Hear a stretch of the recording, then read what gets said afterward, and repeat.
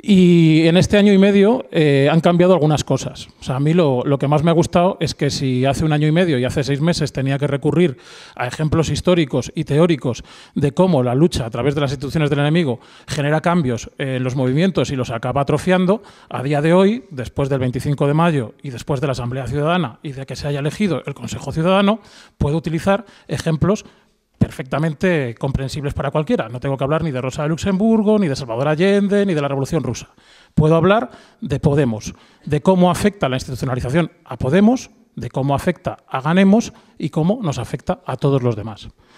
En mi opinión, y ahora yo tiro la piedra para que peleemos todos un rato, hay un Podemos anterior al 25 de mayo y hay un Podemos posterior al 25 de mayo. El Podemos anterior al 25 de mayo es el Podemos movimiento. El Podemos que nos dicen que todo va a ser maravilloso, que por fin ha llegado el antipartido y que después de eso todo va a ser diferente. Paralelamente, e incluso anterior, y lo ha explicado Pablo, a ese Podemos también había lo que ahora es Ganemos, que fue Municipalia, que fue Movimiento por la Democracia, que fue en Red y que tuvo contacto con alternativas desde abajo. Algunos hubiéramos preferido que nos hubieran cambiado tanto el nombre porque hubiera sido más fácil seguirles. La cuestión es que ellos también se han visto alterados en su forma de hacer, en su forma de funcionar. Cuando tú hablabas con la gente de Ganemos, antes del 25 de mayo, lo que ahora es Ganemos, la sensación que daba es que lo de Podemos, como le parecía a mucha gente, iba a ser un poco un brindis al sol y que no iba a ir muy lejos. Si Podemos, cuando pasa el 25 de mayo, pega un subidón y empieza a cambiar y a institucionalizarse en el mal sentido, Ganemos, cuando pasa el 25 de mayo, da la sensación desde fuera, porque yo no he estado dentro, que se queda un poco a contrapié.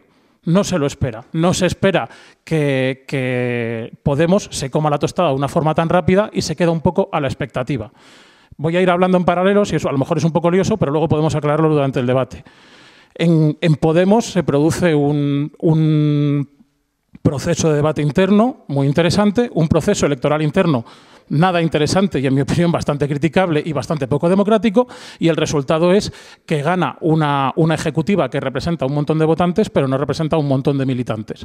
Es muy interesante, estará muy bien para hacer tesis doctorales, pero la realidad es que la nueva ejecutiva de Podemos le pasa el rodillo a toda esa minoría, adelantando lo que ya adelantaba, o sea, haciendo realidad lo que algunos adelantábamos hace un año y hace 8 meses, que una cosa es hablar de cómo vas a gestionar el poder y otra cosa es cómo lo gestionas cuando estás dentro.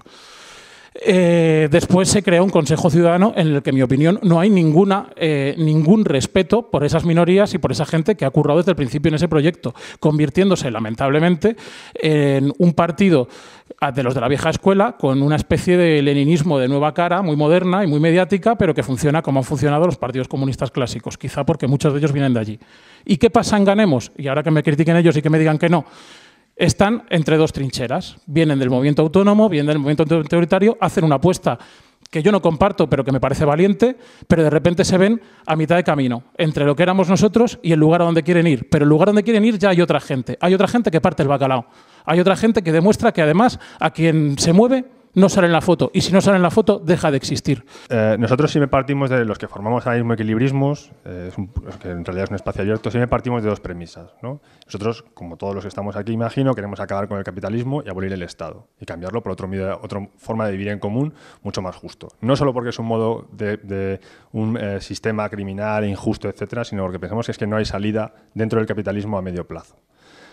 Por otro lado, somos bastante conscientes de que esto no es lo que está en la mesa a día de hoy. Es decir, esto que estamos planteando no es algo que vaya a ocurrir a corto plazo.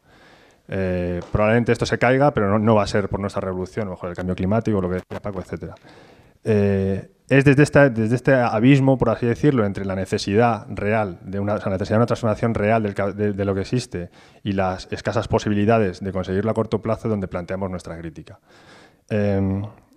Es decir, desde un punto de vista histórico, cuando nosotros analizamos el proceso de institucionalización, no pensamos que estemos en un momento culmen, en el momento donde hay un movimiento revolucionario fuerte, anticapitalista, en el cual la institucionalización le va a robar la oportunidad de hacer la revolución. Ni mucho menos. Está evidente que no estamos en nada parecido al 18, ni al 36, ni a los años 70, ni nada menos. Ni nada de eso. Nosotros pensamos que estamos en una especie de impasse histórico, ¿de acuerdo?, en el que estamos en el momento entre la derrota que supuso los 70 a todos los niveles, el arrase absoluto que ha supuesto el neoliberalismo también a todos los niveles, y lo que esté por venir, esta cultura política mínima que genera el 15M es lo que nos permite, nosotros llamamos, hacer equilibrismos, intentar jugar a esa acción colectiva que pretende en algún momento dado ser revolucionaria.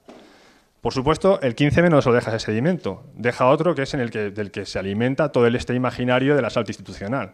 En el caso de Ganemos o de los grupos que forman inicialmente Ganemos, que están aquí, es mucho más claro y es probablemente mucho más sustancioso. En el caso de Podemos, cada vez se está yendo más que todos los elementos 15M o post-15M es una especie de barniz a lo que cada vez es más claro que es vieja política y a nivel de contenidos bastante socialdemocracia. Entonces, ¿cuál es el problema del 15M? ¿Por qué acaba el 15M en nuestra opinión?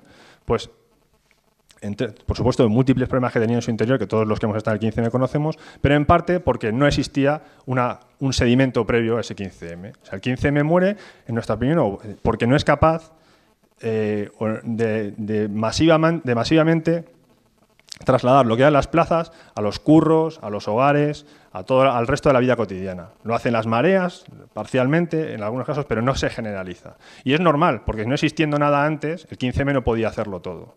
Entonces, ese ciclo se cierra y digamos que lo que hay es un problema de pescadilla, una pescadilla que se muerde la cola. No existe acción colectiva previa, el 15M irrumpe, pero acaba ahogándose por esa ausencia de gente que se implique, de extensión, etcétera. Entonces, desde esta perspectiva, desde esta idea del 15M, de una pescadilla que se muerde la cola, es donde planteamos lo que nosotros creemos que hay que hacer. Y es seguir aplicando ese tipo de sedimento. Nosotros, como decía antes, pensamos que no va a haber acción revolucionaria, acción colectiva revolucionaria, si no hay acción colectiva. Entonces, o también se puede expresar que si no existe una cultura, no conseguimos construir una cultura política previa con la gente que vive con nosotros, va a ser imposible que se pueda criticar nada, esencialmente. Y es el camino que queremos que hay que seguir. Necesitamos luchas y necesitamos proyectos que fortalezcan lo común. Lo común no como consigna, no como modo de gestión, sino como la expresión de una vida nueva. Y en ese camino lo que tenemos que hacer es crear una cultura colectiva de lucha, una cultura de que las cosas se consiguen luchando. Y esa cultura debe ser construida entre todos, debe ser colectiva y no es algo abstracto. Eso se construye en las luchas, ganando conflictos. Se construye en La Paz, se construye en Gamonal, se construye en Cambies, se construye en sitios, espacios como este, en debates, etcétera, etcétera. ¿Cómo puede acabar este ciclo político? Es fácil que acabe como un recambio de élites. Muy fácil. O sea, y claramente una de las ideas de intervenir con este tipo de iniciativas es que eso no sea así. Y que no sea así precisamente en el terreno institucional. Y cuando digo recambio de élites no quiero decir simplemente que se recambien lo que serían las figuras gobernantes y que, por ejemplo, si llegásemos, y eso es viable, a una nueva república con un pacto con los catalanes y algunos contenidos sociales nuevos, ¿no? Una especie de segunda transición. Lo que quiero decir es que ese recambio de élites es infinitamente más capilar y molecular de lo que parece. O sea, es, por un lado, que entre gente nueva en prensa, que entre gente nueva en lo que sería la academia, que entre gente nueva en lo que sería el periodismo, ¿no? Que entre gente nueva ocupando todo lo que serían los puestos, si queréis, como de reconocimiento público. Y que entren, por ejemplo, pues gente que parecía que estaba pues, absolutamente convencida, con posiciones legítimas y a lo mejor que incluso con buenas intenciones, que entren como técnicos de la administración, que entren como asesores políticos en distintos niveles, como asesores técnicos. Todo ese proceso se va a dar. La cuestión es que si ese proceso no está controlado, incluso aquellos que parezcan que en principio son más honestos y mejores, pues al final lo que querrán es ejercer muchas veces los saberes que tienen dentro de las propias instituciones. Ya pasó en los años 70. Es decir, que no pienso que la gente que está hoy ahora mismo metida en política está hecha de una pasta más consistente que la de los años 70. Y si me apuráis, menos. Entonces, creo que ese es un proceso que hay que intentar intervenir en él. Y una de las maneras de intervenir en él es que tú conviertas en sujeto político de ese proceso de institucionalización. Que eso puede salir mal y que nosotros planteábamos que se hiciese precisamente a la escala que es más controlable, que son los municipios. Hay contramodelos en los años 70, es decir, que lo que pasa con el municipalismo vasco, que es de donde nace Rui Batasuna, no es exactamente lo mismo que pasa en el resto del Estado. No tiene nada que ver. Y no solamente por ETA, sino porque hay un proceso político infinitamente más intenso que la que hay en el resto del Estado. O sea que es interesante que se pueden discutir de distintas cuestiones. Respecto al ciclo político, creo que es interesante también ver que claro que no estamos en una crisis revolucionaria, estamos en una crisis orgánica. Es mucho más parecida a la de los años 70 que a la de los años 30. Y también las formas de solución pueden ser comparables, por lo menos, no digo similares. Pero sí hay una cuestión que sí que tenemos que reconocer. O sea, 15M no surge de la nada. O sea, el 15M recoge todo un ciclo político, es la culminación de un ciclo político. O sea, se había echado previamente al gobierno Aznar, por supuesto en una situación como muy ambivalente. Tenía que ver con el movimiento global, el movimiento contra la guerra y un montón de un campo de experimentación que aquí en Madrid es muy claro. O sea, aquí en Madrid se ha multiplicado el tejido militante en los últimos 15-20 años, básicamente yo diría que por 10. O sea, en términos de espacios sociales, de capacidad de intervención, de grupos militantes, etcétera. Es decir, es un resultado de una acumulación y el 15M los vuelve a duplicar o triplicar. Y ese es el tejido con el cual hay que operar y con el cual hay que trabajar. O sea, yo creo que eso es como un reconocimiento. O sea, que ese proceso de acumulación no se hace a partir de ahora, sino que ya viene de largo. Y el problema del 15M es que recoge muchos de los problemas que venía de esa escena, digamos, de los movimientos sociales, por decirlo así. Fragmentación, poca capacidad organizativa, poca dimensión estratégica, son debilidades de lo que sería nuestra coyuntura política actual. O sea que es muy difícil pensar si queréis, con una inteligencia estratégica que diga, bueno, las líneas del cambio son por aquí, nuestras capacidades organizativas están aquí jugadas, ¿no? O sea, si el proceso de cambio en Podemos ha sido tan rápido es básicamente porque eso no existe o no está suficientemente cuajado, ¿no? Por decirlo así. Y creo que eso no es simplemente de que no existiese tejido, sino de que el tejido que ya existía nunca se había planteado esas preguntas. O sea, el gran problema de los movimientos sociales es su fragmentación. Y su fragmentación también implica que no tiene una idea política, una idea de proyecto político. Y cuando digo una idea de proyecto político no me refiero a que sean, pues si queréis, un proyecto político de orden anarquista o de una sociedad alternativa, sino un proyecto político concreto. Es decir, ¿qué haces con todos los problemas que el país tiene a día de hoy, en materia educativa, tal cual, y que son líneas de reforma concreta?